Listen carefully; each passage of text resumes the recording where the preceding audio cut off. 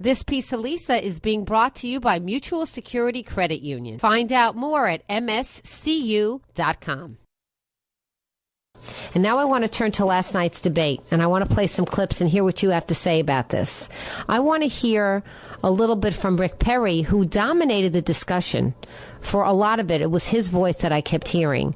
Julia, which one we got queued up? Which one is he talking about here? Mass murder. About the mass? Okay, so it turns out Texas kills a lot of people every year. Actually, it executes a lot of people who might already be killers. But it punishes a lot of people by killing them. And Texas Governor Rick Perry was asked about that. Here's what he had to say. Have you struggled to sleep at night with the idea that any one of those might have been innocent? No, sir, I've never struggled with that at all. The state of Texas has a very thoughtful, a very clear process in place of which when someone commits the most heinous of crimes against our citizens, they get a fair hearing, they go through an appellate process, they go up to the Supreme Court of the United States if that's required. But in the state of Texas, if you come into our state and you kill one of our children, you kill a police officer, you are involved with another crime and you kill one of our citizens, you will face the ultimate justice in the state of Texas, and that is you will be executed. I want to say something about this, regardless of whether you're for or against the death penalty. And my own opinion is that I'm for it, but in extremely rare circumstances.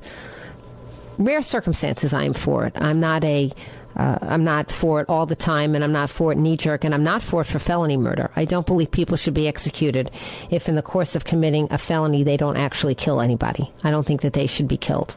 But there are circumstances and there are some heinous crimes in which I say, okay, fine, you deserve it, and go with good luck and let God be your ultimate judge, because I'm not interested in keeping you in jail. However, I don't think I want somebody on the nuclear trigger, on that red button phone, who has no compunction, regret, or second thoughts about all these people, and who seems to trust blindly in the system in terms of assuming the guilt of every person. What kind of response would I have liked to have heard? I would have liked to have heard the response that says, you know what? I have made available to every person on death row DNA testing in case there's any suspicion of an exoneration. Every person that has been executed in my state, not only is there no doubt of their guilt, but they are a self-confessed murderer, of which there are many, by the way.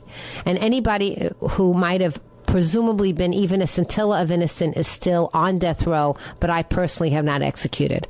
I would have preferred that answer to the one that was like a Texas gunslinger swaggering into town to say, I can do no wrong. What do you think? Let's hear what John Huntsman has to say about science. He actually likes it as opposed to some other guys. Because you speak for yourself. You yourself have said the party is in danger of becoming anti-science. Who on the stage is anti-science? Listen, when you make comments that fly in the face of what 98 out of 100 climate scientists have said, when you call into question the science of evolution, all I am saying is that in order for the Republican Party to win, we can't run from science. We can't run from mainstream conservative philosophy. We've got to win voters. We've got to do what I did as governor when I was reelected. We reached out and we brought in independents. I got independents. I got conservative Democrats. If we're going to win in 2012, we've got to make sure that we have somebody who can win based upon numbers, the math that will get us there. And by making comments that basically don't reflect the reality of the situation, we turn people off. Number two, we've got to have somebody who can lead. This president was successful in getting elected. He can't lead this country. He can't even lead his own party. I'm here to tell you, I can get elected. I can bring the numbers together to make this successful in 2012, and I can lead based upon where I've been as governor. Governor Governor Huntsman was not specific about names, but the two of you do have a difference of opinion about climate change. Just recently in New Hampshire, you said that weekly or even daily, scientists are coming forward to question the idea that human activity is behind climate change. Which scientists have you found most credible on this subject? Well, I do agree that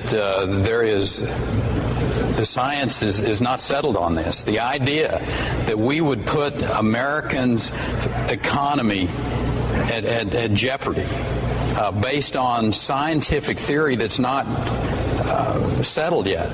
It, to me, is nonsense. I mean, and I tell somebody, I said, just because you have a group of scientists that have stood up and said, here is the fact, Galileo got outvoted for a spell.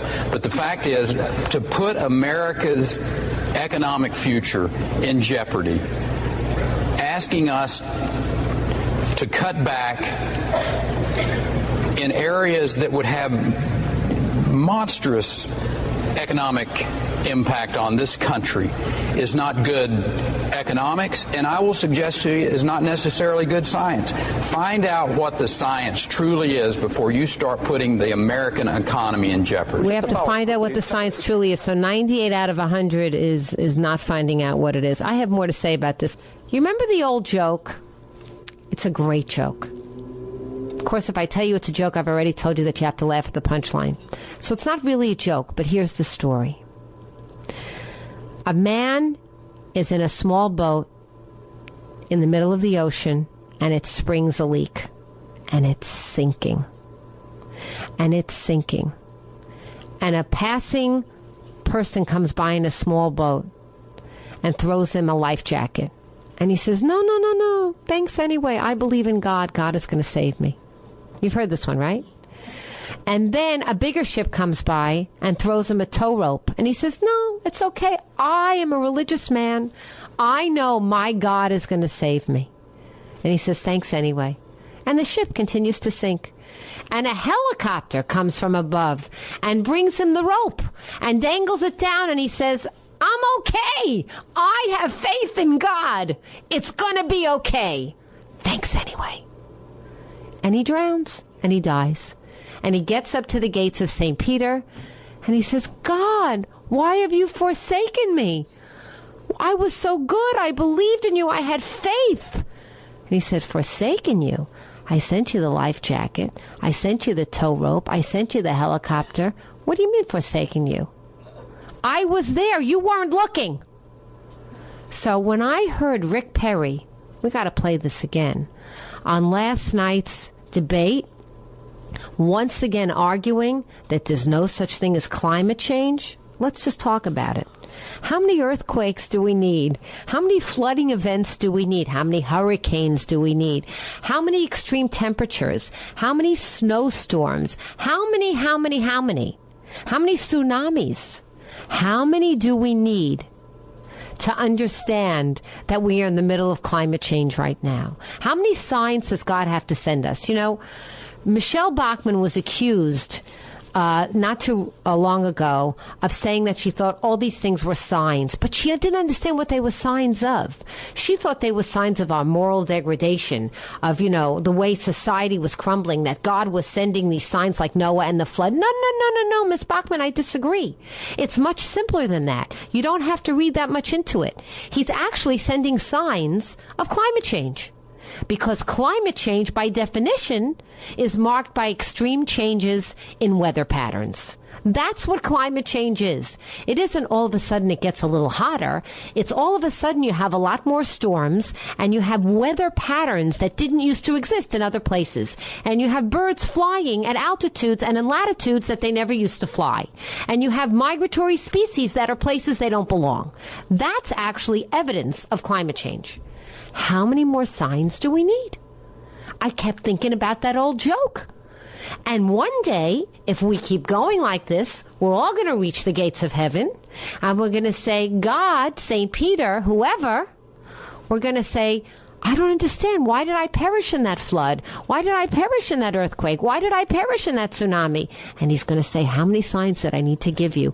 That you, as a human race, needed to do something a little different. Because I handed you a pretty good, diverse planet, habitable to live on. I handed you enough water to drink. I handed you, yes, some extreme climates, but a lot of technology for you to made yourself comfortable. And you blew it. You blew it. You were greedy. You overconsumed.